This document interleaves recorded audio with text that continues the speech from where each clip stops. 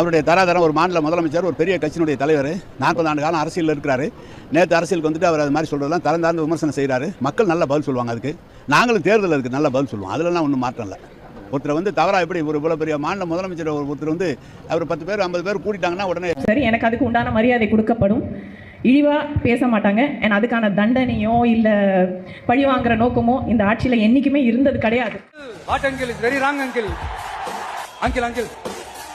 உங்களுக்கு மனசாட்சின்னு ஒன்று இருந்துச்சுன்னா நாங்க கேட்கிற கேள்விகளுக்கு மட்டும் கொஞ்சம் பதில் சொல்லுங்க அங்கிள்.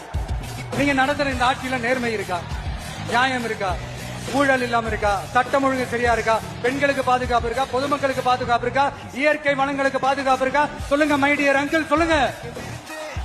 நடந்துச்சு. நான் வீட்டிலேருந்து கிளம்பிட்டு இருந்தப்ப என்னோட மகள் என்ன வந்து கேட்டான், எங்கம்மா கிளம்புறீங்க, இப்போ திடீர்னு எங்கே வெளில போகிறேன் அப்படின்னா, இல்லைம்மா ஒரு ஃபங்க்ஷனுக்கு போகிறேன். என்ன ஃபங்க்ஷனுக்கு போகிறீங்க அப்படின்னா, மாதிரி ஸ்டாலின் அங்கிளுக்கு பர்த்டே இல்லையா, ஸோ அங்கிளுக்காக ஒரு பெரிய விழா நடத்துகிறாங்க, அந்த ஃபங்க்ஷனுக்கு போகிறேன் அப்படின்னு. ஓ ஓகே ஓகே, ஸ்டாலின் அங்கிள் வராங்களா அப்படிங்கிறேன். எனக்கு அவர் ஸ்டாலின் அங்கிள், உனக்கு எப்படி அங்கிள் ஆவாங்க அப்படின்னா, அப்போ எனக்கு என்ன அப்படின்னா, உனக்கு ஸ்டாலின் தாத்தா அப்படின்னாரு. சரி அம்மா, அவர் பார்க்க எப்படி இருக்காரு, அவருக்கு ஒரு நரமுடி கூட கிடையாது, எவ்வளோ ஸ்லிம்மா எவ்வளோ ட்ரிம்மா இருக்காரு, எவ்வளோ பிரிஸ்கா இருக்காரு, எப்படி நடக்கிறாரு, எப்படி ஓடுறாரு, எல்லா இடத்துலையும் எவ்வளோ சூப்பராக அங்கிள் பேசுறாங்க. நான் தாத்தான்லாம் அவர் கூப்பிட மாட்டேன், நான் அங்கிள் தான் கூப்பிடுவேன் அப்படின்னாங்க. கொடுமை இதெல்லாம். நாடெங்களும் பள்ளிக்கூடம் திறந்து படிக்க வச்ச எங்க தாத்தனையே மக்கள் அப்பான்னு சொல்லல, காமராஜரையே ஐயான்னு கூப்பிட்டு போயிட்டாங்க.